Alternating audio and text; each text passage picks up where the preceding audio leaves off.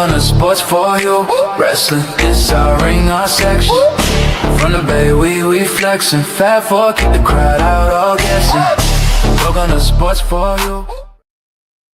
Ooh, man. I hope all the moms out there had a good Mother's Day. Because you know who didn't have a good Mother's Day? Mrs. OTC of WWE, because Roman Reigns has been put through the ringer not once, but twice in a 48-hour span. But first, we're here. We're live. We're back. Mama. Welcome, Sports. I'm here. My camera just. You Wrestling Podcast number 80. Cameron, don't want you to be great today. Yeah, ain't that something? It's just wires. StreamYard just full of hate. Wiring. That's it. We good.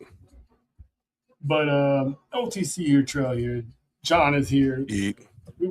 Hopefully, like I said, everybody had a good Mother's Day.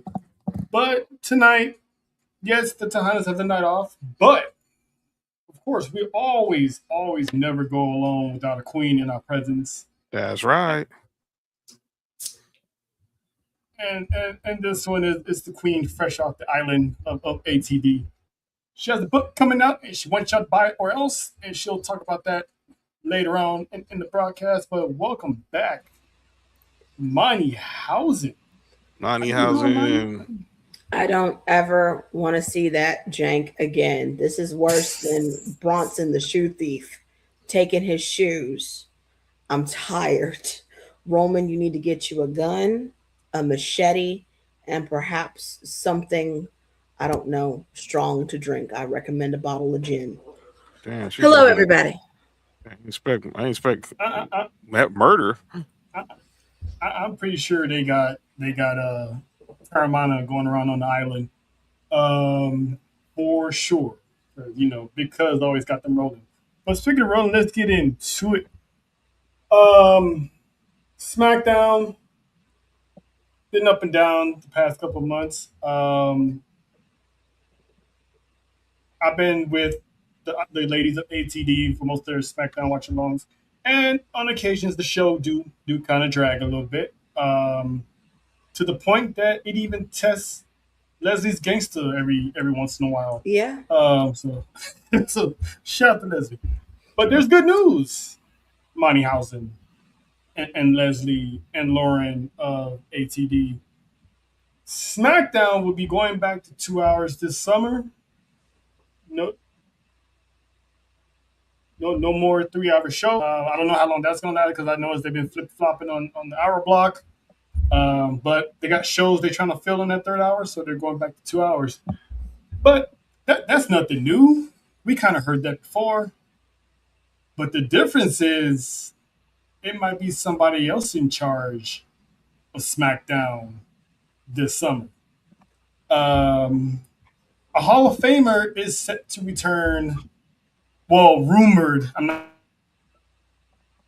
going to say set, because nothing's official, nothing's been written out, nothing's set in stone. But Teddy Long. Teddy? Captain Holla Holla. Holla players. Rumored. Don't take it from us. Take it with a grain of salt. He's rumored to be returning to WWE to run SmackDown as the first ever 3-time general manager of SmackDown. We couldn't get Undertaker for comments because I doubted he'd be able to show up again to, handle out some business when Teddy Long was put somebody in the match. But you got Powerhouse Hobbs. You got Royce Keys. You got a monster in there. But you're probably wondering, what happens to Nick Aldis? He goes to Raw because he's the only one. He's the only principal that actually makes sense. Because y'all know, if it wasn't the Vision dress just giving Adam Pearce hell, it's Roman now. That man is one drink away from losing his job. Y'all already know Adam Pearce about to get fired. Well, I wouldn't hold your breath on that one, because the rumored plan for Nick Aldis is to step down as general manager and to resume his in-ring career. Nice. So at the age of 39, he will be returning to the ring. But what we don't know is how are we gonna get there. Wait a minute. And He's it's only easy 39? as one. Uh-huh. Yeah, I'm older than Yeah, him. he's younger than us. yeah, he's younger than us. It's hard out there for it's hard out there for the Englishman. But rumor has it, he's supposed to step down as general manager. But how do we get there? John, Monty, who was the one person that was pushing Nick Aldis's buttons heading into Mania? That'd be one Mr. Drew McIntyre. Randy Orton RKO'd him a few times. Drew McIntyre should be back to WWE by the summer. Everything is movies, anything else he got going on should already be wrapped up, tied up with a bow, end scene, credits rolling, announcements coming out about whatever he's doing. He should be good to go. I would think he would be the one to bring out Nick Aldis and start this feud in WWE. What do we think, Money? I mean, Nick Aldis is one, but no, let's say Drew McIntyre is the right choice. But also, Randy RKO'd this man like 5-10 times, and then Pat McAfee was giving him shit too, but Pat McAfee is gone. So Drew is the best option. I mean, I'm pretty sure once he comes back, it's not going to be a one-off. So I know for a fact he's going to have receipts coming. Orton's one of them. And John, didn't a certain WWE champion pull his punk card by saying that he answers to him? Mm-hmm. Wait a minute. So he got his whole card pulled. By Cody. Oh, yeah. Count your days, girl. Count your days, girl. I've seen Nick Aldis. Let me tell you something right now. Man, can still go if you wanted to. Yes. That's why when he first signed to WWE, I remember telling John, I don't see him doing this general manager thing long term. Nah. I think they want to bring him in as a suit, but I'm like, somebody's gonna bring this out of him. But John, what are your thoughts on the possibility of the Hall of Famer, as JBL used to call him, the Peanut Head, one, theater long, possibly returning as a general manager of Smack? I'm good, as long as Vicky Guerrero doesn't try to Wally Pippen for his job. So I think I'd love to see Teddy Long back. Teddy Long was one of my favorite general managers. So yeah, I love to see the Mac Militant back on Friday nights.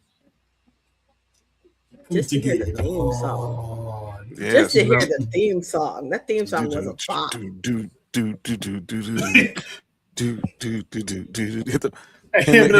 G-Ride.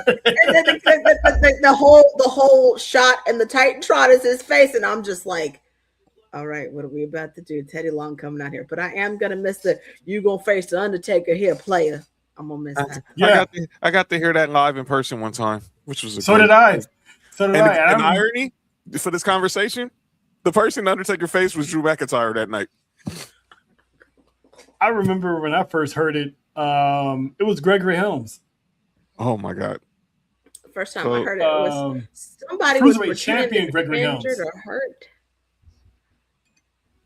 Remember, somebody was pretending to be injured or hurt. Somebody was pretending to be injured or hurt, and then he came out there and he said that.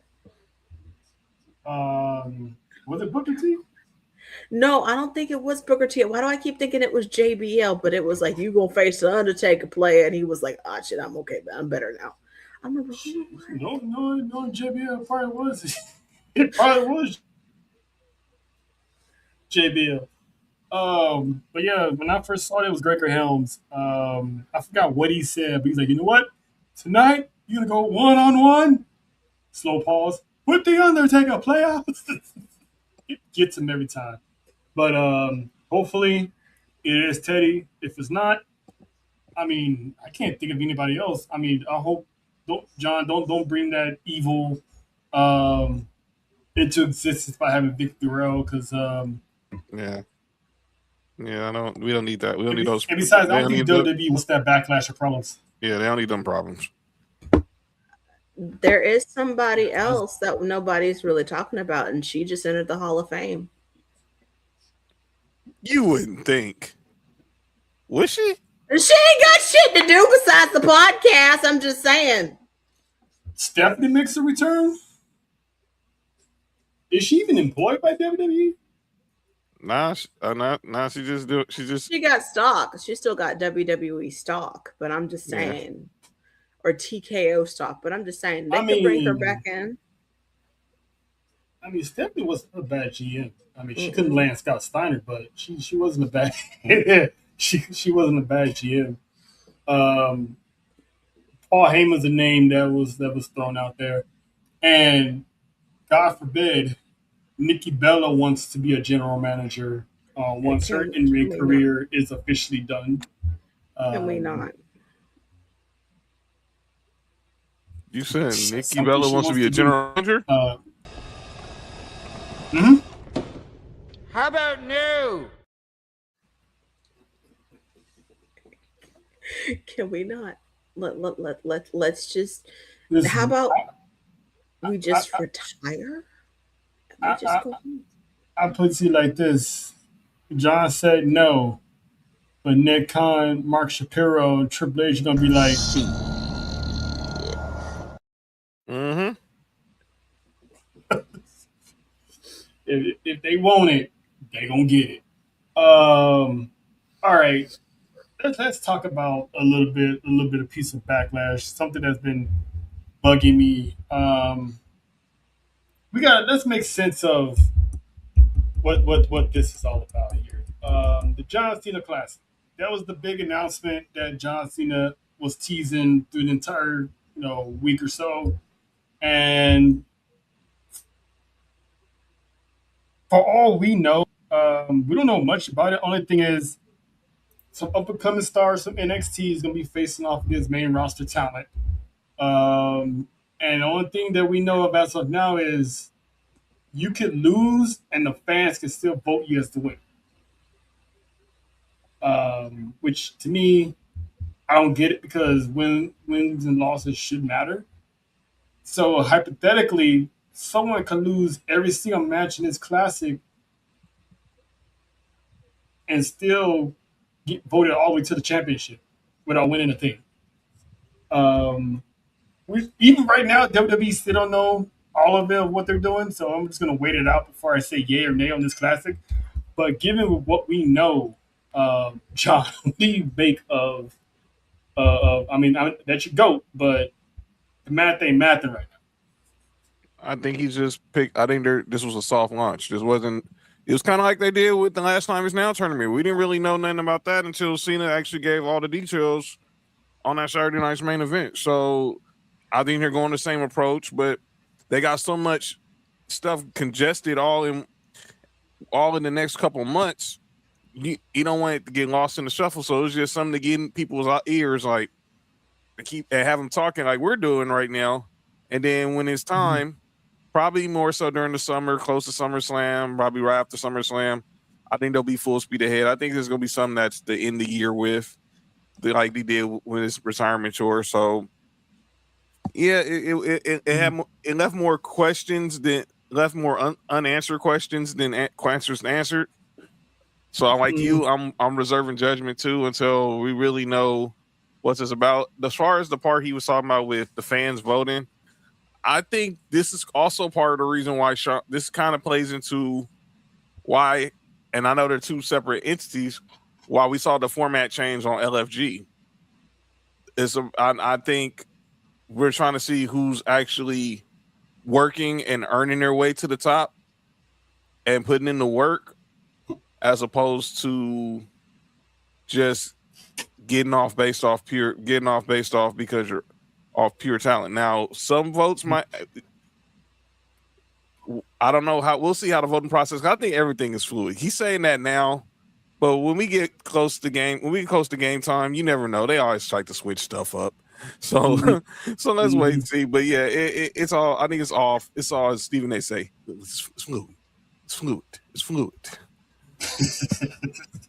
So what you think, Money? You still trying to wrap your head around the whole thing? Okay, as you can see, my head is tilted, and I'm over here, and I'm just I going. haven't seen the money tilt in a while. Money tilt. This is too many cooks in the damn kitchen. Because okay, if to me, I'm over here and I'm going, okay, if they lose, they lose, but then you're going to give them a golden opportunity to just. It don't make any sense to me. I'm trying to figure it out. Maybe it's like if this was a game show, even then I'd be like, it's technically cheating because you got the fans to vote for you. I don't like it, but I have to see. I have a question for both of you because I didn't say this to you yet, John, because I didn't think about it until after fact. Could this low key under the radar classic help TKO determine who's next on the chopping block? Because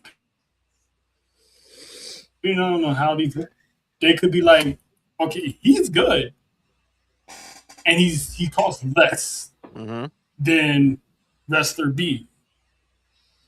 Like, you think possibly they could be using that also as a lowball way to restructure contracts or not terminate them, but not renew? It's not out the realm of thought. It's not out the realm of the thought process of that being the situation.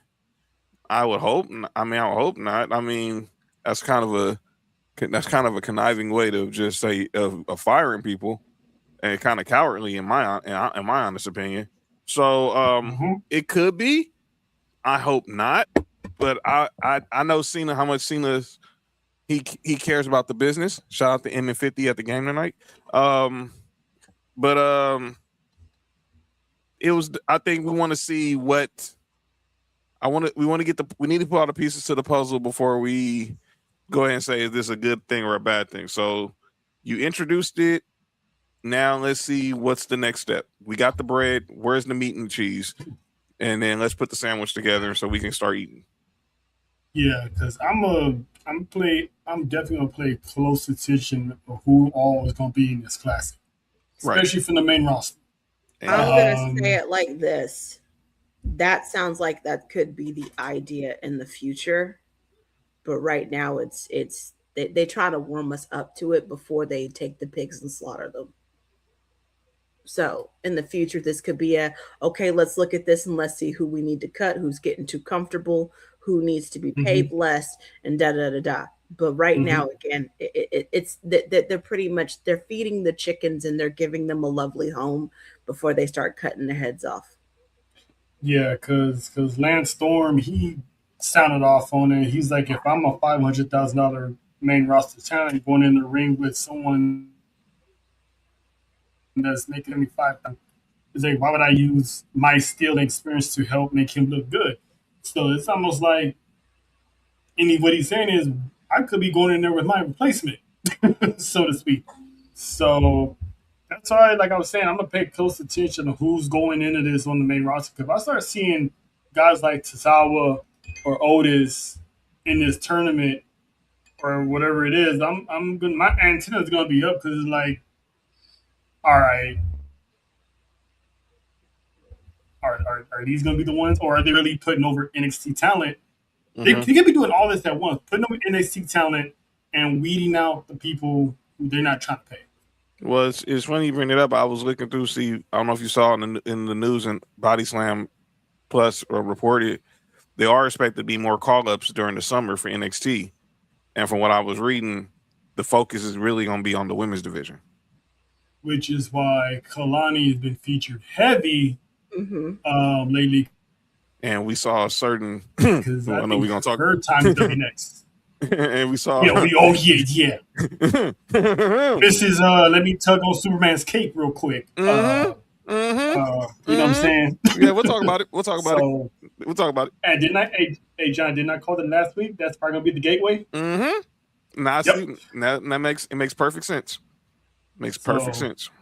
But first, before we get to get to the bread and butter, let's talk about one of the emotional nights of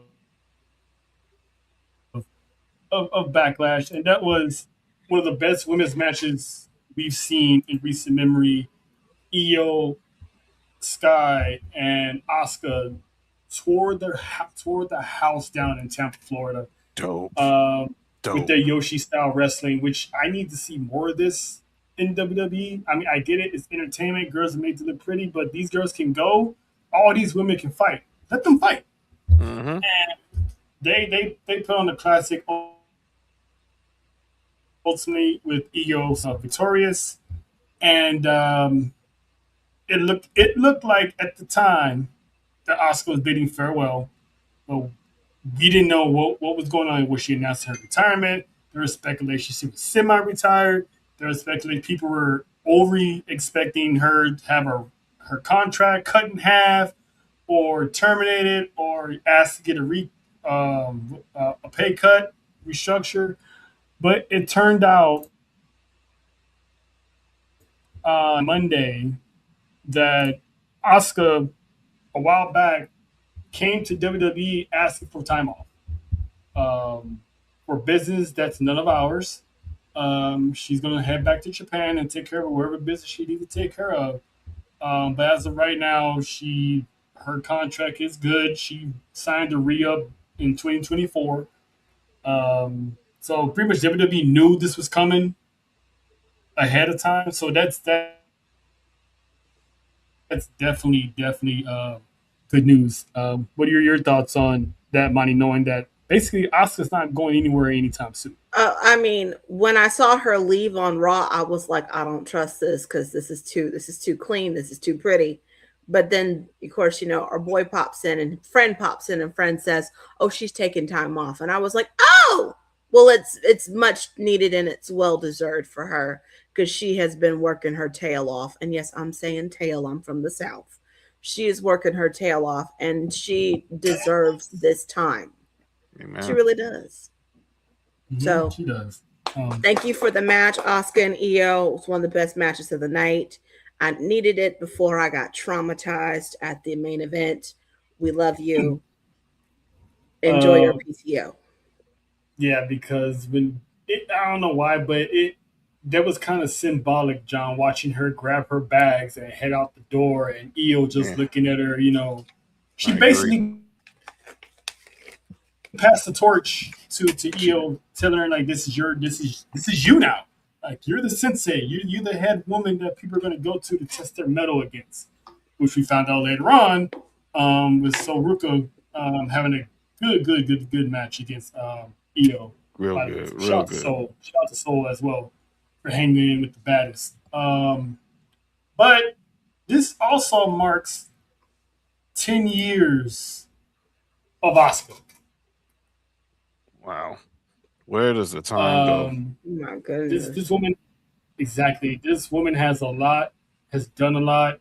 So I want to know, Monty, you're our guest. What is your favorite Oscar moment? Every match she had with Ember Moon. Mm, Mm. Every single one of them. Because they tested each other. And Oscar, she always came out strong.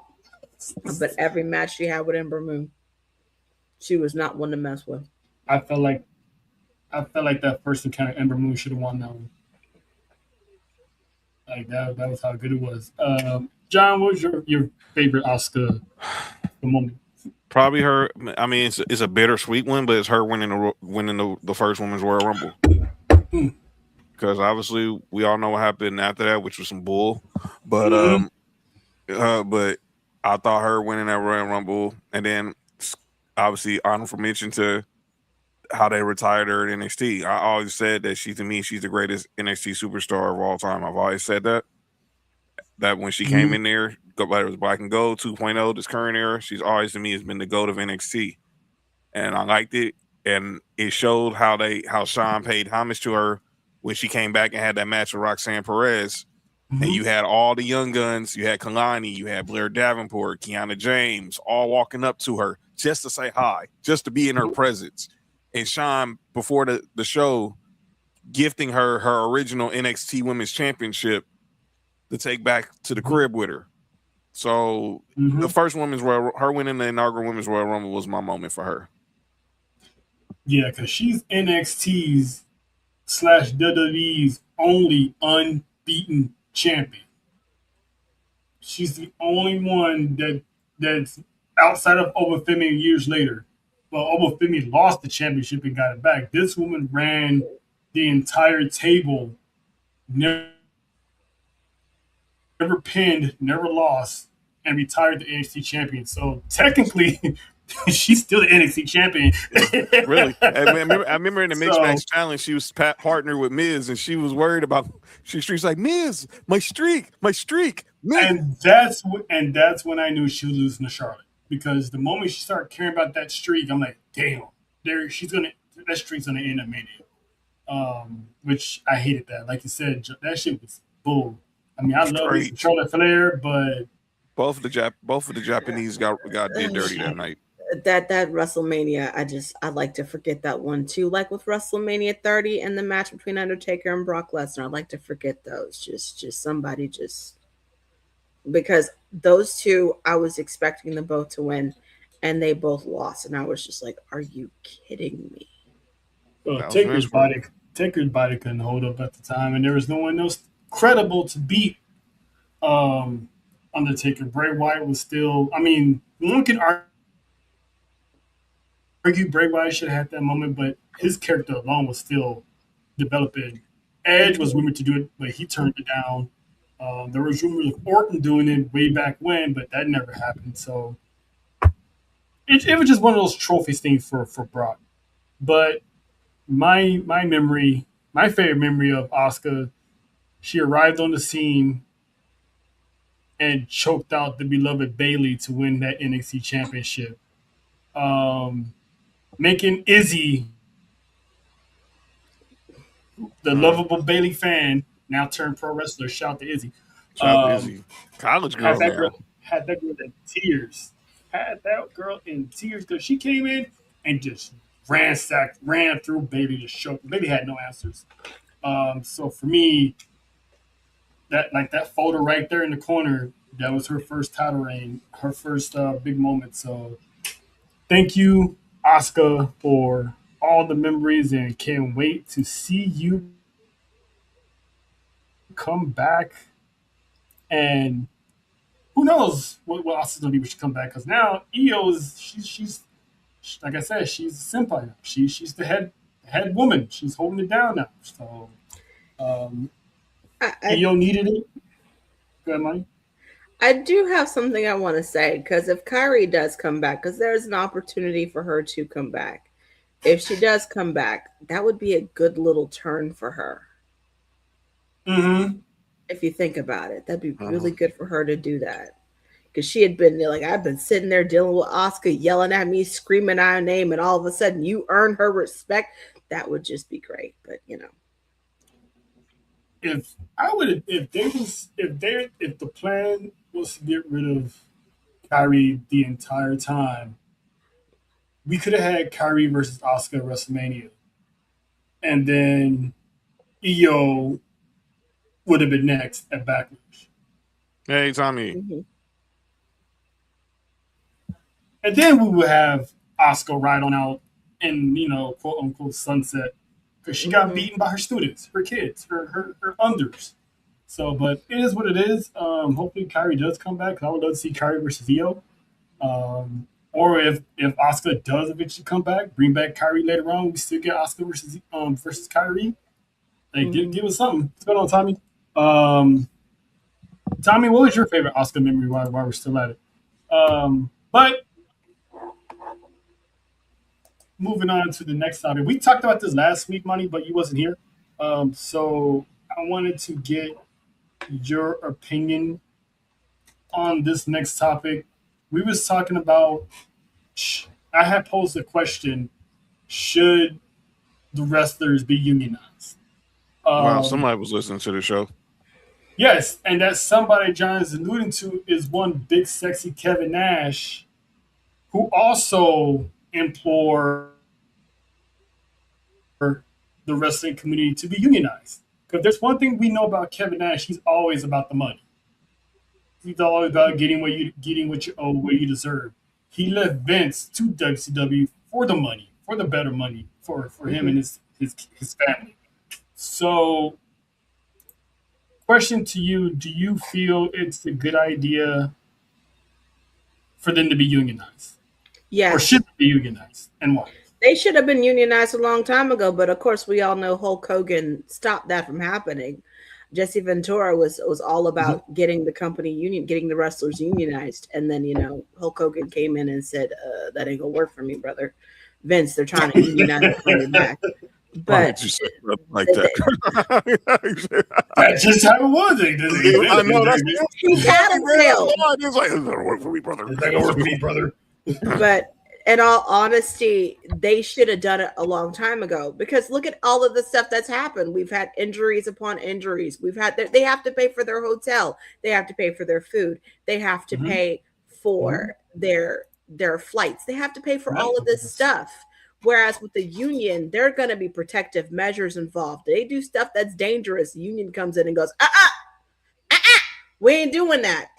And to sit there and to say, well, it's not really sports. It's not really. Well, technically, the Actors Guild is a union. That's right. The Writers Guild is a union. I'm sure the NBA and the NFL don't. Yes, they do. They have a union. Yes. They do. Okay, thank you so much for letting me know. Yes, they do. Thank you for letting me know. All sports have unions. All the major four have unions. So if they have a union, guess what? That's protections not only for them, that's protections for their families if anything happens to them. That also equals some job protection. It's one thing to sit there and to let somebody go and they got 90 days until their contract is up.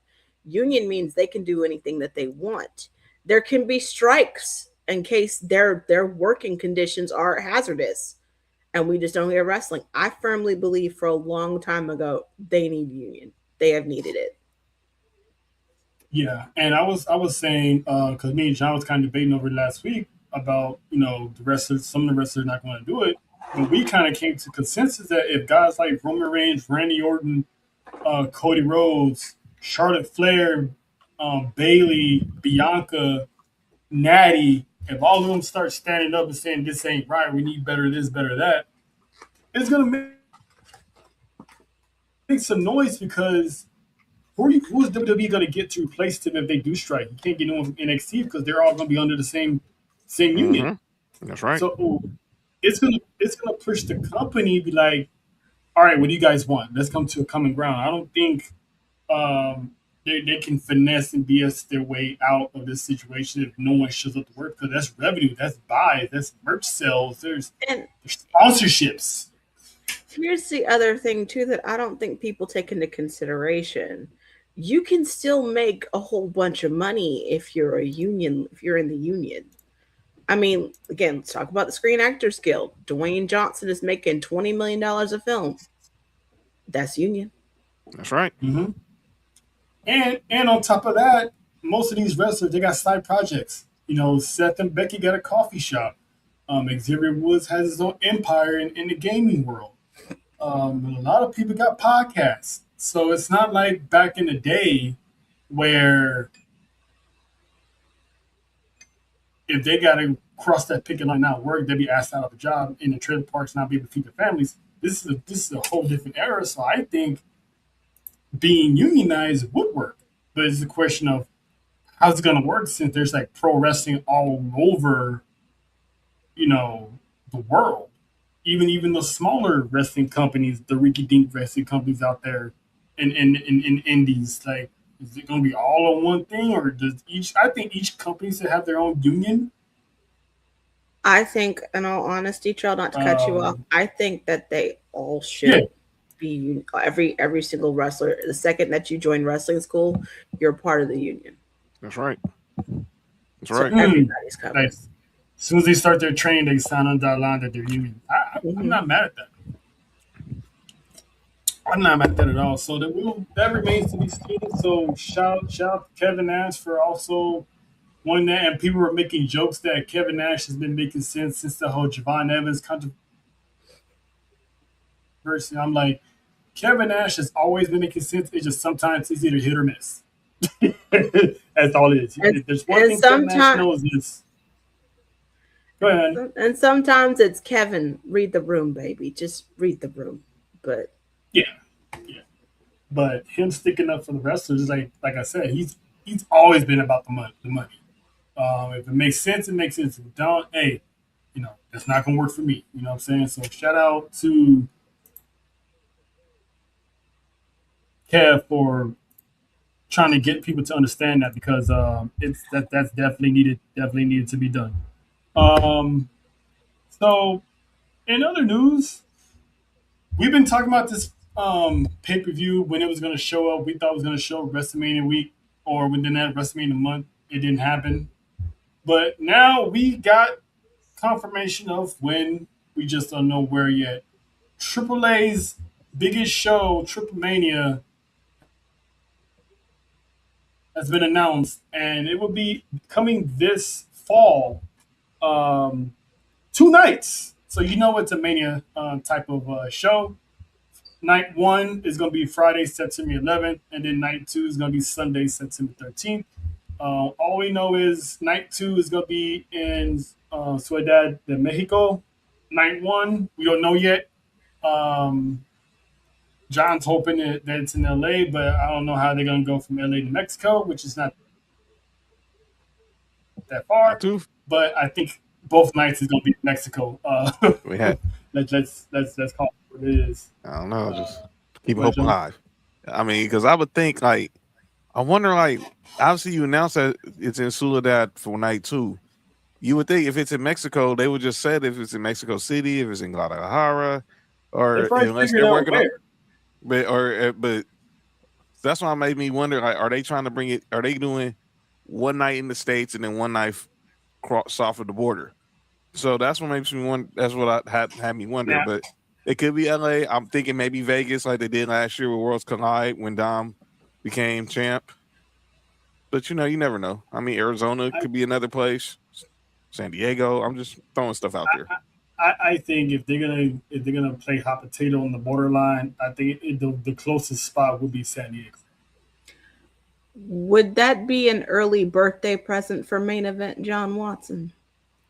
Here's the problem. Here's the problem. Two certain R&B icons are having a concert on my birthday in my city. Oh, the Raymond Brown tour. Oh Jesus! Yeah, my Literally mama got tickets to that. It's like $500 that they spent on those tickets. WWE ain't combating that. No. All the dudes gonna be forced to take their chick to that concert. Ain't nobody showing up to Triple A. Thank God. That's why it's my birthday. Now that weekend, I'll say this: the weekend of AAA, I think the tour is in Dallas. Because the week before it's in Vegas. I know the week before it's in Vegas. The weekend of the 5th is in Vegas, but the weekend after it's in the Lone Star State. So Exactly. I think it'd probably be San Diego because San Diego's literally right there.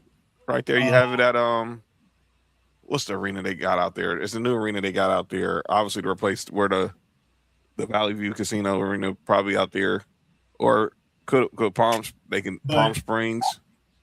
Because the Acrisure Arena is pretty dope right there. But I'm guessing if it's Triple Mania, so it's gonna be a big event. I'm pretty sure they're gonna be in a big arena.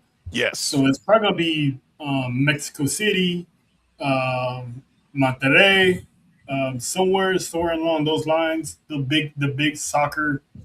They might go to a soccer field. You know what I'm saying? Like that would be dope. That would be very dope. Because I know they will sell out. That would be WrestleMania. That they will. That could be the template for WrestleMania in Mexico. There you go. And who's running AAA? One of the guys that made WrestleMania famous. Yes. The Undertaker. The Undertaker player. He's killing it down there. Get yourself a good old soccer field and have at it and show because there's talks of They talking probably Ireland. going to Petty. It's already going to Ireland. You know what I'm saying? So it's already going to Saudi next year, so Talking they're about branching out London the too. United States. Yeah, London's long WrestleMania overdue in for one. London. Asking first. London should have WrestleMania been. They've in been asking for it London. first. We all In the agree London should have O2. been first. We all agree it should have been London first, but we all know the Saudis Yes. outbidded them. Again, could I be would a- have got my passport for London. Saudi Arabia, no. I'll be at the house. WrestleMania at Wembley Stadium would kill. Yes. That's AEW. That's AEW territory right there. And let's be honest, WWE had Wembley Stadium first when they had SummerSlam decades ago, headlined with Bret Hart and Davey Boy Smith. So it's the realm of possibilities for Triple Mania is endless. So we definitely keep tabs on that as the months were on. We're on because we're gonna find out once it gets close to football season. Because that's, if not mistaken, September 11th. Isn't that the first week of football? Or was that the second? That is the first weekend of the NFL season. That is the first weekend So because that Friday, because there's not going to be on Friday game. Usually, in the last couple of years, they've had the Friday game in Brazil. This year, the game is in Australia, so the game is being put on a Thursday because in Friday morning is going to be Friday morning in Australia. So the game, the first football game, is going to be on my birthday. Is what you're telling me? Yes, ma'am. Okay, I'm willing to share. It's okay. it's all good. I share my birthday with Now- Asuka and Damian Priest, so it all works too. And Jeannie Really? Buss and Serena. There are 3 people I went to high school with that shared my birthday, and I'm like, oh, I gotta wish them a happy birthday too, though it's my birthday. Yeah, I know the feel. Now, there's another PLE that's coming on next week, Uh-huh. and that is Clash in Italy. And we now know the actual start times of this because I know the ladies, they're going to have their watch-alongs as well. So it's going to be 2 p.m. Eastern, 11 a.m. Pacific for you boys on the West Coast, which, by the way, we will be streaming live from Baby Bros Pizza in Long Beach. Yes. We'll be back. We're going to be back there. So it's been a minute. Can't wait to get back there and have some little pizza and wings because they do be fire. So shout out to Juan. Yes. Shout out to the Marathon So, Burger yeah, next that door is- now too. That is Clash. I might need to try to buy one to go. Yeah, I'm taking one to go. I'm taking one home for me from mom. I'm bringing one home for me from mom's on the way to the crib. Yep. Yeah, So shout out to them. And if I'm not mistaken, later on that night, we're gonna have Mask versus Mask, Americano versus Americano. Ain't that next weekend as well? That Saturday, they'll be taking over Mexico, and then that Sunday they're taking over Italy. Talking about international weekend, and that Friday night SmackDown is in Barcelona And you know it's gonna go crazy. with the Raw but- after Clash in Italy. So get your passports ready, people. What's up, TJ? TJ. TJ, All right. I was hoping the wise woman was gonna be here for this because she was live, so I wanted to check in, see if she was okay nerves wise after Monday. But let's just get into listen. Actually, not this one. That one. The destruction of Roman Reigns at Backlash. Well, after their match, it was physical, as it should have been, as we knew it was going to be. Jacob definitely beat the Mm-hmm. uppity out of Roman Reigns. You don't know. Shout out to you, Tommy. Yes, out to the UK. But he Roman found an exit strategy, and that was the turnbuckle unexposed. Hit him with the spear. I think that was like what, 3 spears? Who called 3 spears? I think Monty might have called it. Monty called it. Mm-hmm. shout out to the tribal teachers over there. You know what I'm Yeah, saying? she called called that. 3 it. spears to take down Vegas. Jacob. And even that didn't stop Jacob because Jacob went ahead and just pretty much destroyed Roman from here into Tuesday, and then turned around 48 hours later and destroyed the entire bloodline in one fell swoop. This man knocked out Jay in the back, went to the ring, took out Jimmy, went at it with Roman, and then put all three through a barricade at the same time.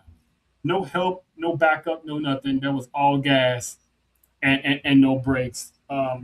Monty, you hail from the island that acknowledges the tribal chief.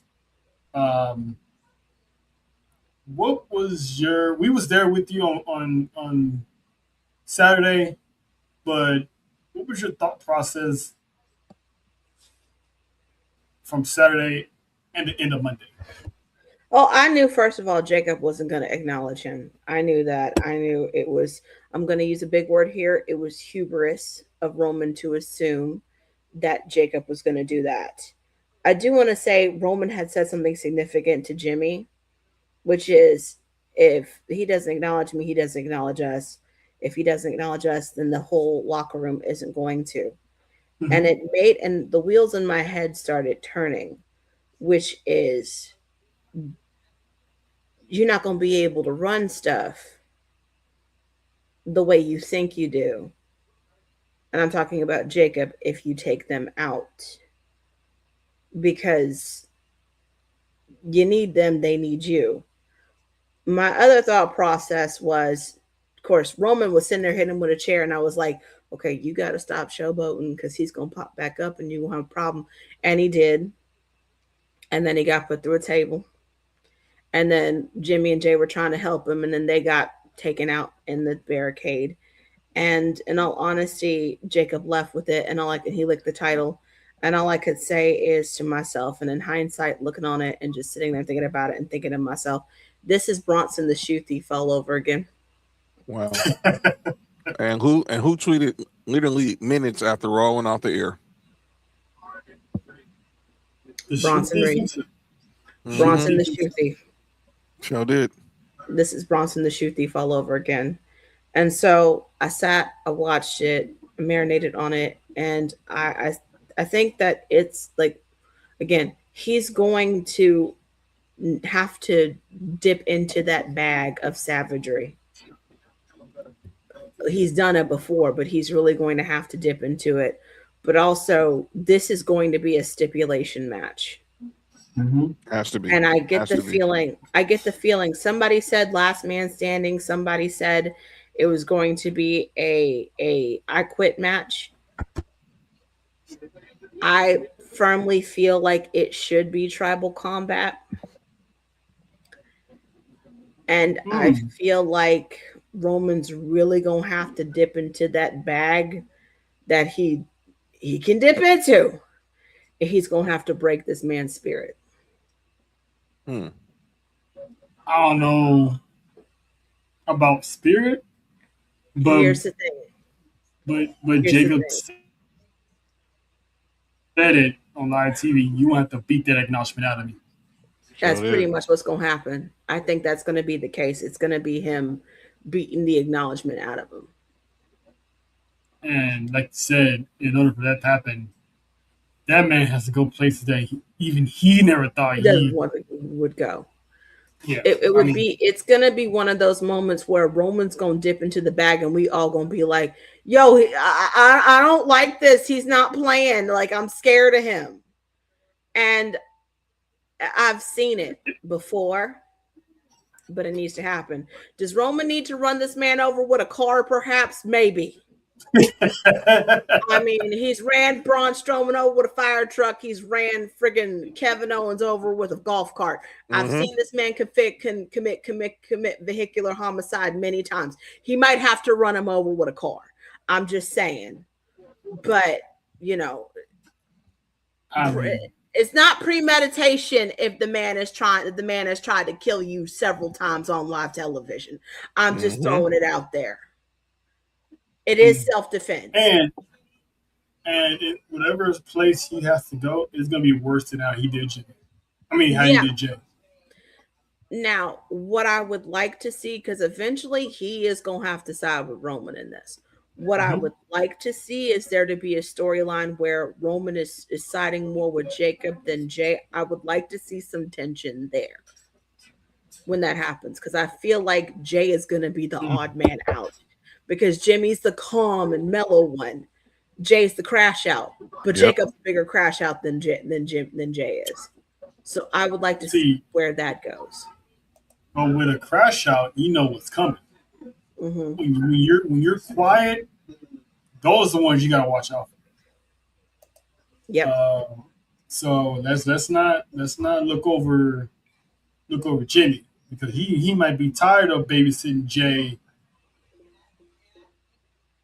and his hot headedness and be tired of you know Roman Reigns and how he's doing things and sometimes it's not working. So Jimmy That could be the one that turns something upside down. that could be the case as well. I do see where, because honestly, I feel like one of the twins is gonna be the odd man out when Jacob joins. One of the But twins is gonna be like, "I'm not a part of this now. Are y'all serious? Like, come on now. I'm What about hoping me?" I'm hoping that's not the case because like we were talking, me, you, Faith, and everybody, but we were saying ahead of time months ago, there's a war Being built. coming to WWE, and the bloodline needs to stand together more than ever. So whatever they get through this, Jacob said, "Hey, if you can beat it out of me, I'll join you. No problem, no problemo." So when we gonna get there, I don't know because like said, if they run it back at Clash, it has to be a stipulation. I don't think it should be I quit because on paper, how is Roman gonna get Jake to say I quit? Now, what I would like to see, and he can do it. I would like to see Roman do the tongue and death grip to Jacob. I have no choice. I don't know because Exactly. it wasn't handed to him, so wouldn't that be the sign of ultimate disrespect? Because the tongue and death True. grip was True. handed to Jacob. That is true. So Would Roman be desperate enough to go against tradition to do it? The thing is that he's man's tribal. not tradition. He is, but if he's tribal chief, wouldn't he just be like, "I can do what I want anyway"? That's true as well. But like Roman said, there's order and law within these things. He will break his own rule. And then how you gonna expect the rest of the people to fall in line if you break the same rule that you Exactly. vow There's got to be some. There's to got to uphold? be some way. There's got to be some way that he does it. I mean, he can't guillotine this man. He can't put a guillotine on him. But there's got to be Uh, some way that he does it. He might have to reach into his father. He might have to reach into Sika's bag. He might have to reach into the High Chief Peter Maivia's bag. He might have to reach into Alpha's bag. It's mm. just, he's got to do something about this because this is bad. This is bad. It is. This I is mean, worse than you Roman, getting. I Roman mean, got time. go Right, ahead. man. This is That's worse. what? This is worse than you getting your J stolen every week. I'm tired, Grandpa. Dang, not Grandpa Reigns. No, no, no, no, no. This is worse than you getting. This is worse than you getting your shoes stolen. This man has choked you out 4 times in a row on live television. You need to get you a gun. Get you a gun. And not Shoot in a good him. way. But Roman Reigns going to figure it out because he got time to figure it out. Because we already had, Monday Night Raw in Knoxville. Shout out to Vol Nation. They showed up, showed out. That's right. Then we got Greensboro, Columbus, Young OG country. and then they're gonna be in Italy, June 1st, the night after Clash, as John alluded to earlier. They're gonna be in Bmore, Atlantic City, and then they're gonna be in Nessa's neck of the woods in Dallas, Texas. And then, of course, they're going to be in our city July 27th for Monday Night Raw. Can't wait. The, So the final basically, Raw before SummerSlam. is coming to the birthplace of the biggest party of the summer. So this pretty much they redid his tour dates. They originally came out with a while back, and they changed some stuff, so they took it off, and they came up with some BS excuse saying it was a clerk error, which it could have been, considering that now they re-added the dates with a couple of changes here and there. So this is we're literally getting the Tribal Chief damn near all summer long. He's missing 2 Monday Night Raws, and that's about it during this entire tour. So, boys and girls, if you got a chance to acknowledge your Tribal Chief live, I suggest you do so. I wish I could get Leslie's synopsis about her being there because I know she was excited, but I know she had fun, and we're gonna do the same towards the end of this tour. Because ain't no telling what's gonna happen after the 27th. Will Roman Reigns take a hiatus? Only time will tell. Will he be World Heavyweight Champion when they come to LA? Yes, because he will. I think he will. Yeah, I think he will, but Mhm. I'm gonna say yeah. But Y'all know and that's eventually, but that is SummerSlam. But that's SummerSlam week, so y'all know that match has got to be him and Seth. It's got to be him and Seth. He got to get that monkey off his back. that'd be night. That'd definitely be night 2 for sure. He got to get that monkey off his back. Speaking of Seth, are we looking at the beginning stages of Montez Ford's single run? Yes, I'll say it. Yes. Mhm. And shout out to Lovely. She basically said it too. Yes, and I'm here for it. And it's the perfect way to start it. Have him in a match with a former World Heavyweight WWE Universal Champion. Look, we saw him how he did. We saw when they threw him out there with Roman that Friday night, and he belonged. We saw what he did in the Elimination Chamber 3 years ago for the United States title. He belonged. And when I looked at him keep going at Seth for getting involved in the Street Profits business, he don't look like the moment has never looked too big for him. It's never looked too big for Dawkins. It's never looked too big for the Street Profits. But it has not looked too big for Montez Ford since the Street Profits have been back on television because diapers cost, man. Hey, listen. Diapers cost, man. Hey, it don't matter how rich you is, man. Them diapers ain't Formula ain't no- Let's just say this right now. Baby formula is like $50 a can.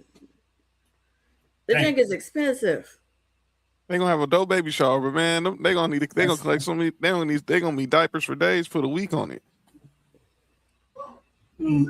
And then you gotta figure out what kind of baby formula the baby needs, because sometimes they get colic, and you gotta go through baby formula in order to find the right ones. Yeah. This drink is expensive. God bless you, Bianca. Get through it. Yep, because I know when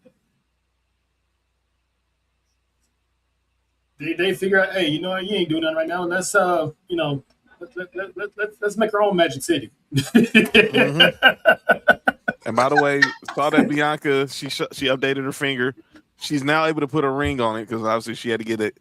Her fingers, the knuckle still, is heavily sore. So she's had to enlarge. She had to enlarge her wedding ring, had to upgrade her wedding ring a couple sizes, but she's able to put a ring back on her finger. So that's a good sign. That's a good sign. And that she just and everyone knows you cannot wrestle with a messed up knuckle like that. No, because you gotta grab stuff. You gotta grab opponents. You gotta grab the turnbuckles. You gotta grab, everything to get stuff done. That you one arm, you're not gonna last. So her career hangs in the balance on that finger and her knuckles. But in the meantime, we wish them best. Wish Bianca the best, and Logan Paul, Austin Theory, they're right, and he admitted it. Bianca's at home. Somebody got to pay the bills. He'll gladly take on those duties. You know what I'm saying? Because, like he said in that vlog, it's gonna be a chaotic, wild and chaotic 9 months Um, but what other pregnant woman you know that got a six pack? Naomi. Yeah, probably. She probably the only one. No, no, no, not like Bianca's. Nah, Like she had a full Bianca's a whole. blown 7 months baby bump, and you can still count her abs. Thing is, when It's she like came down to the ring at Mania, I was looking at her face and I was like, "Are you pregnant?" Hey, a woman would know. we was sitting in Especially, there. especially Yeah, if you had a baby before, you can just sort of smell it. You like, "Are you pregnant?" look, we was in there, and I lost my, because that's my one. And I was sitting there. She came out there in the blue, and I was like, But when she started taking off the robe, I was like, wait a minute. And I'm like, oh snap! And Always shout out, count. we know it was like, wow. I mean, Rihanna announced her pregnancy at the Super Bowl. Bianca Belair announced hers at WrestleMania. Yeah, yeah. Uh, shout out That's to how you Bianca. do it big. That's how you do it big. I got a question. I got a question. What's the three rules in life? You don't tug on Superman's cape. Uh You huh. don't spit in the wind. Uh You huh. don't piss on the gravesite, Uh huh. and you don't interrupt Bloodsport Natty while she's doing the interview. That's Um, right. listen, I know what Bianca, I know what Jada's doing. Um, but I'm gonna ask Jada, do you really know what you're doing? Um, Monty, can you explain to us why this is a huge deal for Jada Parker to even have the gall of stepping to the low key legend? I have a better chance winning Lotto than playing with the low key legend. Jada, you in danger, girl. Danger. Do not pass go. Do not collect $200. Girl, she is not for play. I'm scared of her. I'm scared.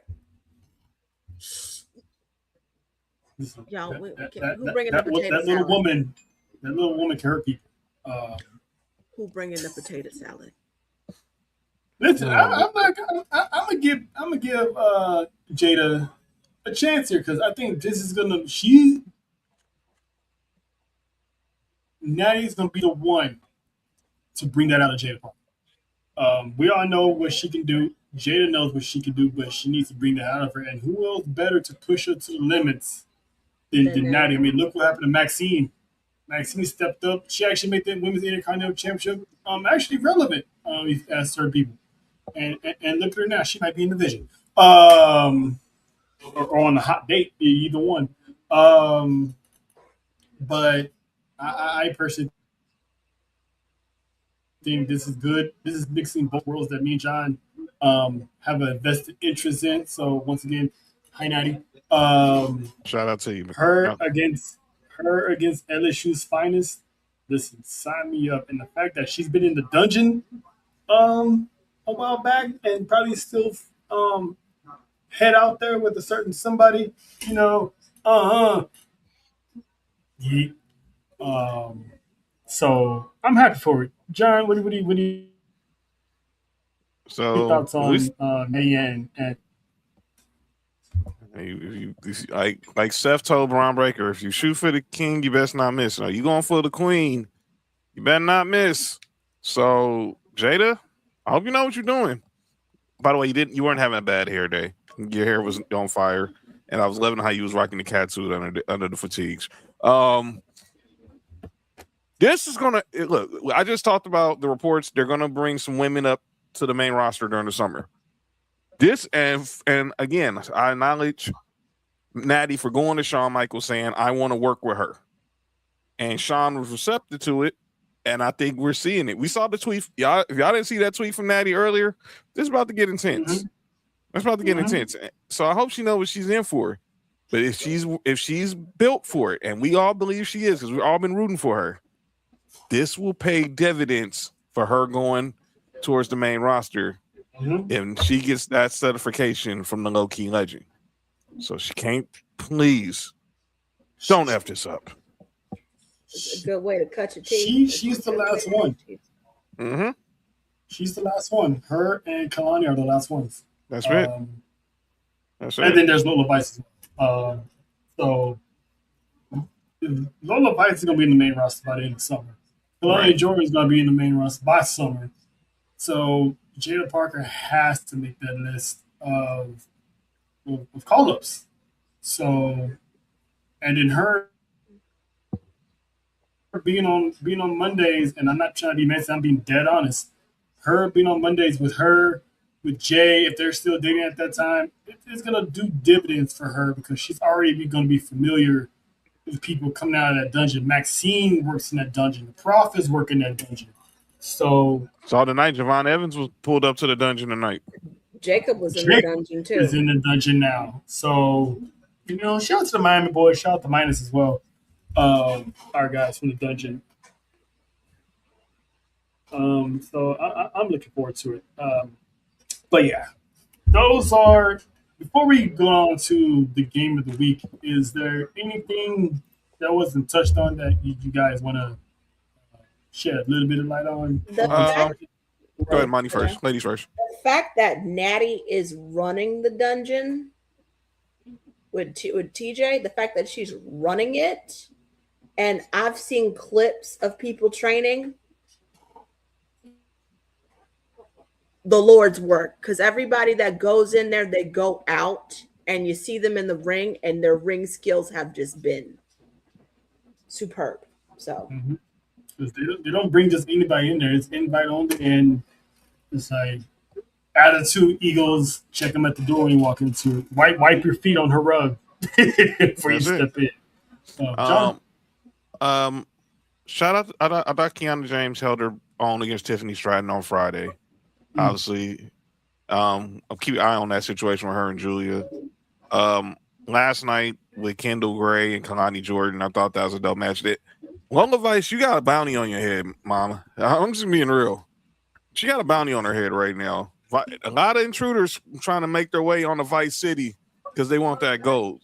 So you're going to have your plethora of challengers. So I like that. And then I'm going to say this again to Becky Lynch. You got one more time to call EO Sky EO Janetti.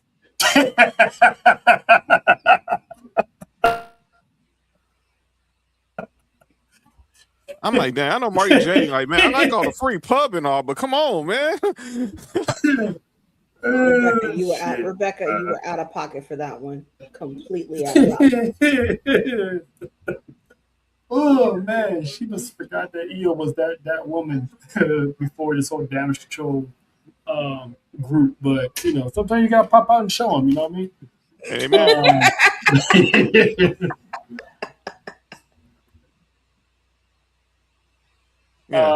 But yeah, so it's time for game of the week. I found an interesting game that I wanted to run by you guys, and I'm glad you're here, Monty, because this is going to test. I would say low key test your loyalty a little bit to the bloodline, so to speak. So we've seen a lot of factions in our heyday of watching wrestling. The Horsemen, Shield, Evolution, the Wyatts. And we all remember when the Wyatts and the Shield did that battle, how hyped it was that, two forces come together. And it's like, it was must-see TV. There's two factions here that, one, they've never crossed paths ever in life and probably never will. But individually, some of them have crossed paths with each other. But it's a two-parter. So part one, with everything on the line, if you're going to go to war, who are you picking to win that war? The Bullet Club or the Shield? And not just any members of the Bullet Club. We're talking three prominent leaders of the Bullet Club who was never really leaders at the same time. At one point, it was Finn Balor. It's Kenny Omega. It's AJ Styles. So So, John, I'm gonna start with you. In a fight, Oh boy, in a war of all wars, who are you picking to win? Jesus Christ! This, Told you it wasn't gonna be easy. uh, oh man, this is like watching Zach you, Levine and Aaron if Gordon you at the know dunk if you contest. know My if you God. know you're wrestling, this is not an easy answer. Oh my goodness, it's not. Mm-mm. I'm trying to match up who will go against obviously Roman, AJ, Seth, and Finn definitely. I'm gonna go with the Bullet Club because I have to give the advantage to Kenny Omega. I think Roman and AJ is a wash just for technical terms, but for technical terms, it'll be a wash. And Finn and Seth will be somewhat a wash. But when I look at Kenny Omega versus Dean Ambrose, I gotta go with the cleaner.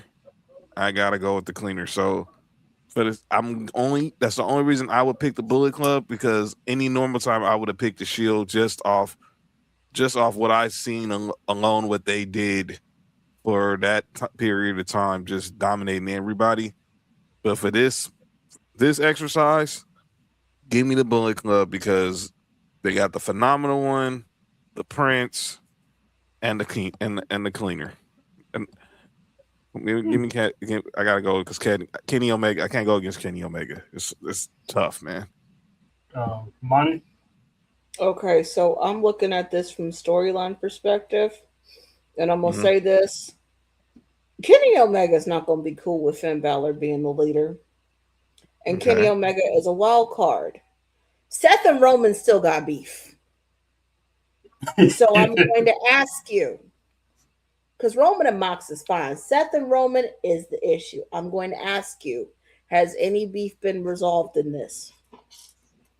um, I want to say this is before the beef, but let's say Mm, the beef was resolved because I think those two can somewhat. Roman has said that they really, really have to. I think for the greater good of a war, they would go into battle, and then okay, later they'll run it back later. okay. So here's the thing about the Shield. That's a unit. They destroyed everybody. Hmm. That's a unit. So, as much as I love the Bullet Club, I'm gonna go with my boys. I'm gonna go with the Shield. Um, damn, this is not. And Monty hit it right on the head. Kenny Omega is the wild card factor. Um, I mean, the best bout machine, um, quote unquote, possibly the real best in the world, um, in wrestling, with real Osprey sneaking up behind him. Um, uh, here's the thing, though. All three of these guys of the Bullet Club, they're heavily, heavily skilled. Hmm. Roman only has the power. Seth is the one that plans the attacks, and Mox, he's the hothead that goes in reckless abandonment without without health insurance being signed, without putting pen to paper on his final will and testament. He'll go straight in. Um, but again, those guys in chaos, the shit thrived in chaos, whether they was against each other or not. It's one of those they just. I would take the Shield because I've seen the Bullet Club, and I mentioned earlier these three men were never in the Bullet Club at the same time. Okay. Uh, so I think them coming together, they might put up a fight, but it's just that continuity of those three at the bottom that you just can't ignore that. And it's not me being a WWE head because I watch all factors of wrestling, whether it's New Japan, AEW, whoever. That's all I was saying. If you know wrestling is not an easy choice, you literally have to put your logic hat on to think this through. So I'm gonna go with the Shield. So my two-part question, Mani, I'm gonna start with you. From each team, whose contract's getting cut, who's getting a re-up, in other words, a contract extension, multi-year deal, and who's getting sent to the Hall of Fame via retirement. Okay, so AJ is getting the retirement. Oh God, this is so hard. Mm-hmm. Mm-hmm. Oh Mm-hmm. God. I would say AJ's going to the Hall of Fame. I'd have to cut Mox. I'm sorry. I have to cut him. He's too he refuses to sign a waiver, so Mox would have to get cut. Roman is getting the re-up. And what was the third one? Okay. Oh, that was it. Third one? Who's getting the re-up? Who's getting cut? Who's getting the re-up? And who's going to the Hall of Fame? Okay. So I'm good. I don't have to do it for all three of them. No, you just have to pick one. Okay. I mean, if you want to separate it and put it into teams, out of each team who you got, or you want to count it as the entire. Because either way it goes, it's still gonna be hard. Yep. But yeah, I would say AJ goes to retirement home, Mox is getting cut, and Roman's getting the re-up. Because Roman making money. All right. I'm not gonna get rid of my money maker. Touche. John? Dang it. I would have probably went with the same three she went with, because I'm not letting Roman just walk. AJ, yeah, definitely retired. I'm re-ing up Roman because he's $1 billion check. He just ain't cashed it yet. You know, I said Mox, he's a wild card because you don't know, but Kenny Omega did have that near death experience. Mm-hmm. I can't get rid of Kenny Omega. It's hard for me to get rid of Kenny Omega. Now, if you were telling me with them three with the bullet by teams, I'm retiring AJ, I'm re-upping Finn, and I'm cutting Kenny just because of the diverticulitis he had. And when it comes to the Shield, I'm signing Roman, I'm retiring Roman, I'm re-upping Seth. No, I'm gonna retire Seth. I'm gonna re-up Roman, and then I'm gonna cut Ambrose. And that's the exact same way I would go. Because I think Seth, he's starting to see his light. He's starting to see the light at the end of the tunnel where I don't think Roman has yet. Okay. Okay.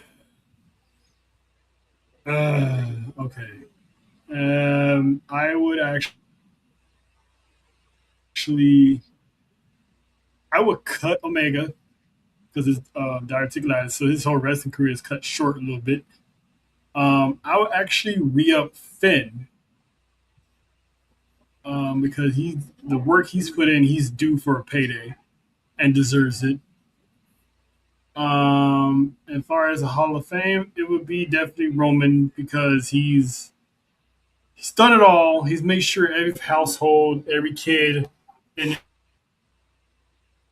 his family and all over the company has ate to the point that they can provide for themselves now.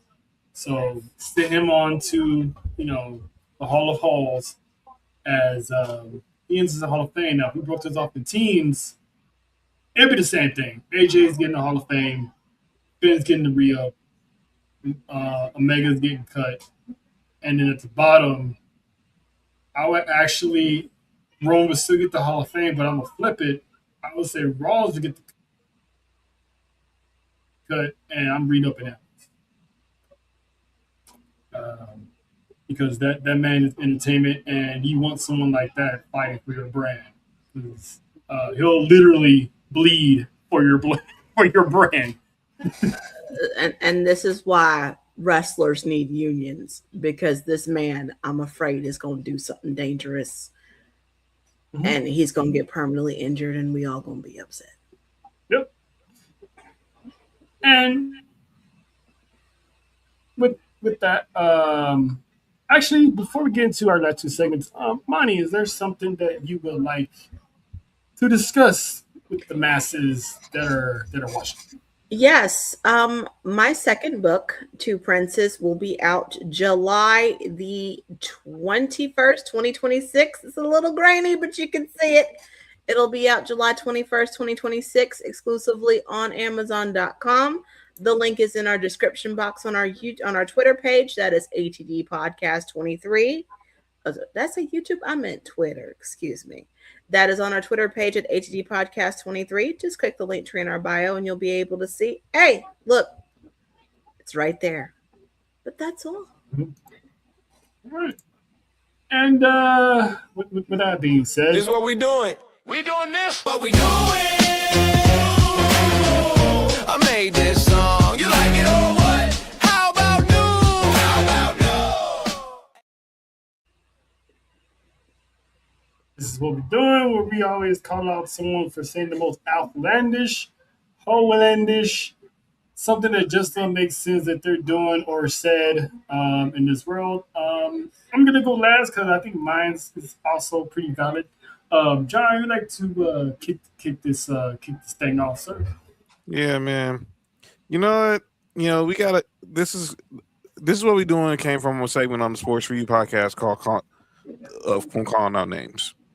And we called out people for stuff they said or did in the world of sports, and now it of course can transfer over to the world of wrestling. And there have been times where we've had dudes, men or women, who've been on there have been multiple offenders because they've said or did something that's stupid. Well, one of them people is back again on this situation. And that is one Montel Vontavious Porter. Once again, Triple MVP is going out his way to trash Triple H. So on the recent episode of the marketing on his Marketing Hour podcast, he had this quote: "You can go down the list and can think of the talents that Taker worked with that he elevated and got them over. How many people do you remember the nose getting over? I mean, Triple H in his career. How many people can you associate with him? I'll give you two. Randy, I'll give you Randy. I'll give you Batista. Who else can you remember Triple Nose getting over?"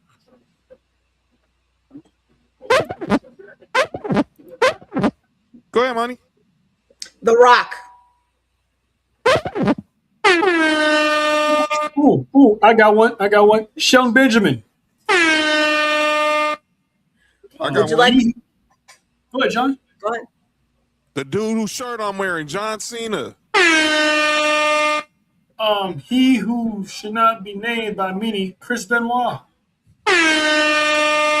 Mr. Bryan Danielson. Brock Lesnar. I mean, who else? Edge. I mean, Jeff Hardy. CM Punk, actually. yeah. Hell, Chris Jericho. Roman Kurt Reigns. Angle. And the tribal chief himself, Roman Reigns. Seth Rollins.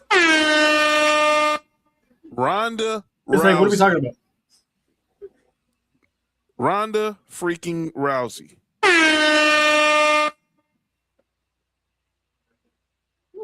His own wife. Stone Cold Steve Austin. Shawn Michaels. This is where MVP has to really take a look in the mirror and start having some self-awareness. And you're saying that while you're wearing that Heels Have Eyes hat, which me and Troy ain't gonna get into right now, you know, for other reasons. But I guess it did work for him, brother. I mean, come on, man. Come on, P. And people in, like I was saying, even when like Money about a month ago when I called out Jonathan Coachman for his report on Bianca Belair's finger, you don't need to go there.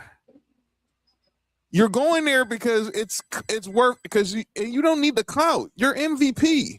You're an OG to everybody, to all these guys. You don't need to go out their way now and to say the nose. I'm like, come on, bro. You're The better reason than why that. he's going there is because Triple H didn't get him over. Oh no! Time out. Do you remember 2009? Oh, wait a And minute. Vicky Guerrero was going to kick Triple H out of the 2009 Royal Rumble, but he had to. But in order for Triple H to get in, someone had to win a last man standing match on Friday Night SmackDown. That's someone who's on a month long losing streak. Yes. You know who was that, by the way? Would that be a Mr. Mr. Montel Vontavious Montavious Porter? Correct. He got you over. So what is he complaining about Paul Levesque for? Because he's an ex WWE star that his guy Bobby Lashley didn't get a push. Well, they get a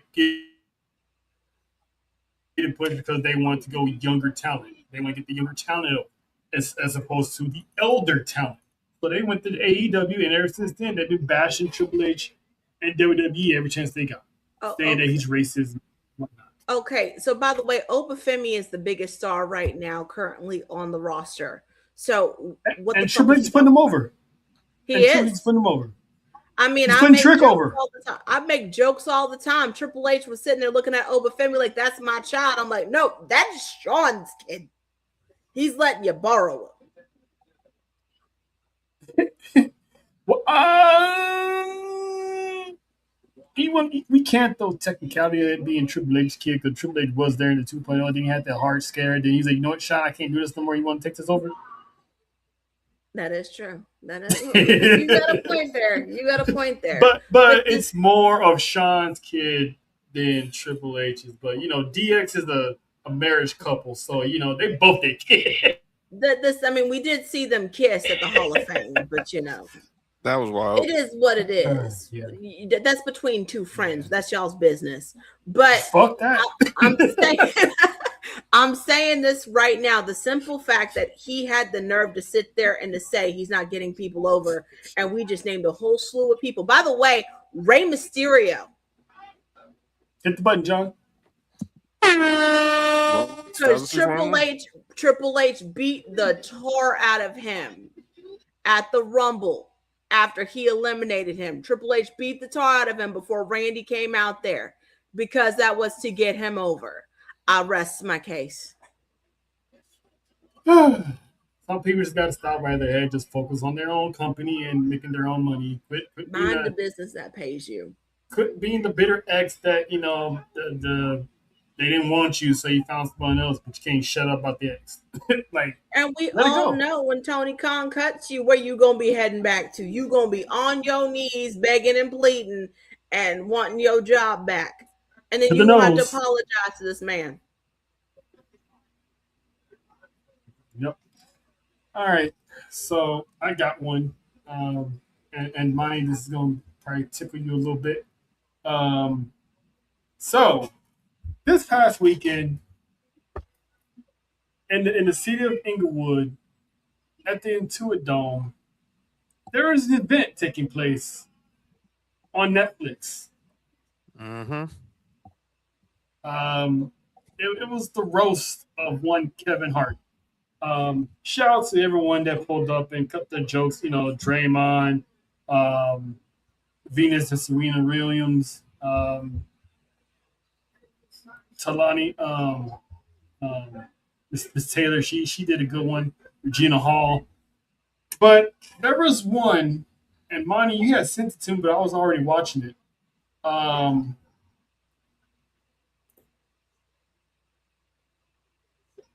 The People's Champ, as Nessa calls him, Broken Promises, was the special guest of the roast. One, he could have been at Backlash, but whatever, we're gonna let that one go. Here's what I'm calling out the way, sir. You're a grown ass man, in your 50s. Why are you trying to get a man half your size to sit on your lap? Pause. And why are you trying to get a grown ass man to suck on your nipple? on IC. What's going on, Dwayne? I mean, I know you guys got a buddy romance, but sir, I mean, he Kevin Hart may be short, but he's not an elf. Why is he sitting on your lap? Why you want that man in front of his wife sitting on your lap? What's I didn't watch the roast because Tony Hinchcliffe was making comments that were inappropriate, and it's not funny to me. Racism is not funny to me. I heard about that. But Cat Williams, he may tell you a joke, but he never tells you a lie. This is true. This is true. You got some explaining to do, Dwayne. Seriously. Sir. And then, trying to go up to Kevin's wife too. Anyway, it was a funny roast. It was great. His entrance alone was electrifying to say the least. But special call out, shout out. I'm gonna do this for John because I think he probably originally had this on his call out names, but I'm gonna do him solid just because I personally didn't mind it. But Road Dogg Jesse James. Oh God. Said that he was better on the mic than The Rock himself. I'm gonna say this though. I believe him. I believe him in his conviction of saying that. Do I personally agree with it? No, I don't. But I believe it because this isn't the first time he said this. He said this for years that he believed he was better on the mic than The Rock. Who lied to him? I believe a lot of great things I believe a lot of great things about myself. That doesn't make them true. I believe I am 5'7". I'm not. I'm 5'3". But that doesn't mean I don't have the opportunity to believe it. It's a lie, but Yeah, I believe him. It is what it is. I wholeheartedly believe him that he feels that. So Godspeed, Road Dogg. Godspeed. And now we get to the final segment. It's that we like to acknowledge, point out something that's been done good in the channels of wrestling. So I'm gonna leave this one off. We talked about Io and Asuka earlier. I actually want to give a shout out to Io, Asuka, and Kairi Sane because these three women brought back modern Japanese wrestling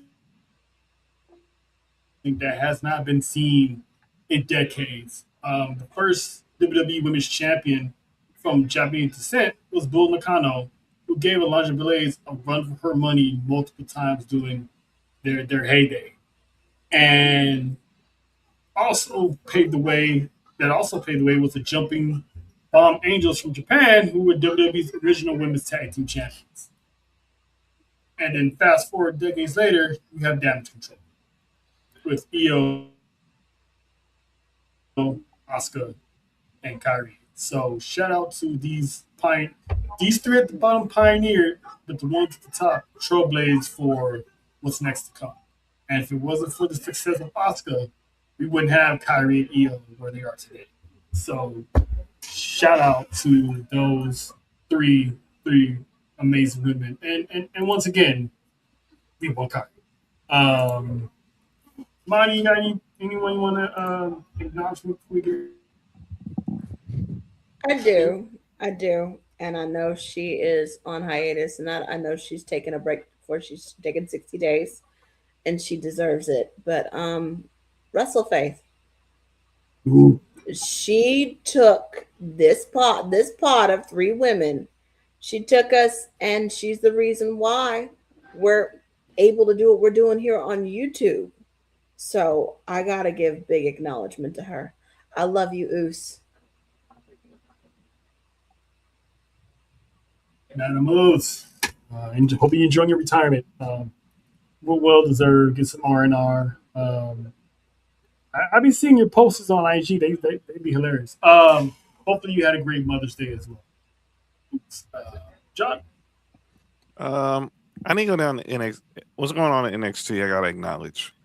Obviously, we saw all these call ups after Mania from Sol Ruka, Ethan Page, Fatal Influence, Ricky Saints, and this new crop of superstars who came in and have not missed a beat since Stand and Deliver. Obviously, Tony D'Angelo's the champ, Logan Vice is the champ, Ted and Patsy's doing their thing as champ, Miles Bourne. Let's see what happens with the tag titles next week. But I gotta acknowledge all this new crop of talent coming in from Lizzie Rain, obviously the superstars from Evolve that answered the call. Our girl our favorite, Kelly Armstrong, obviously, and this Mason Rook, who's got the eyes of the goat, of my goat, John Cena, had the crowd over before he even cut his first promo because of one tweet from John Cena. And I'm loving what Sean and Robert Stone are doing. They're shaking things up, and I can't wait to see what's next. And shout out to you, Zarya. We know what you're up to right now. Question, John. What was that guy's name? Mason Rook. Is it Rook or Rook? Okay. Either way. Now, what have we always said, John? What have I always said when it came to seeing security out here on the main roster? What about? You could be seeing the next. Could be seeing the next one. Mm-hmm. This man was a security guard last year, standing behind CM Punk, and now look at him. He has security escorting him to the building now. It's crazy how a year could make in this business. You don't know who is next in line to make an impact. This is why every time we see these pull apart brawls, I'm always looking at the biggest, the baddest, who's standing out. I'm seeing guys with long hair. I'm like, well, he could be next. He could be next for that particular reason. So shout out to Mason, and like John said, the crowd had him over because even now I was like, who the hell is this guy? Like John Cena spotted him all the way from overseas, and this man took out Tony D'Angelo not once, not twice, but twice in the past 3 weeks. He's big. He's bad. He's fast. And he'll body slam your dad. They had that check. It's like he didn't have to say, and it's like he's not your average build. The man is like he's like a walking Bobby Hill. Or if you ever seen the cartoon Recess. You're talking about Mikey? Mm-hmm. Yes. He's that guy. Wrestling. So, shout out and to like TJ was saying, Trick Williams was security. Sheamus was security once. So it's like you just never know. And then that's why I'm always hopeful. Solo was security too. And that's why I always that's why I always shout out Myers, because he's the guy that's always in the background escorting Natty to the ring. So Royce Keys. Mm-hmm. Sorry, Monty. Royce Keys was security. LA Knight. You just never know. Braun Breaker. And to see him, and this guy's never been to the PC, but to see him show up last year and then a year later he's featured on NXT in a world title, in the world title picture, it's dope to recognize these people from before. So it's good. It's good. But we're gonna get up out of here. Monty, as usual, shout out to you. Thank you for showing up. Y'all go buy her books. And by the way, side note, I did start reading the first book. Man, going to the party like that listen, her getting set up already. That was. Oh, just to let you know, she's on one. Just to let you know, Emmy Fontaine is on one. When she tell you she messy, she is messy. She is on one. Man, I'm picking back up, but I did start it. I just wanted to let you know I did start that one. I was like, damn. But yeah, buy her books. The woman is great at what she does, and we're happy and proud to have her as one of our sisters and as a family member. So shout out to Moneyhausen, author Moneyhausen. But we're gonna get up out of here. We'll see y'all this weekend, probably. We'll see, but for sure, Clash in Italy next weekend. AAA, enjoy AAA this week. Sports U back on Friday. Mark, John, possibly Nick. Schedule over release.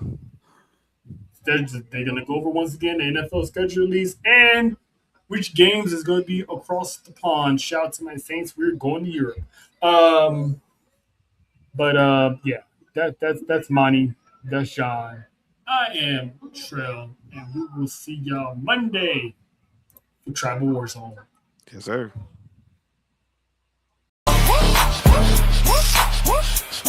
It's the legend, calling up.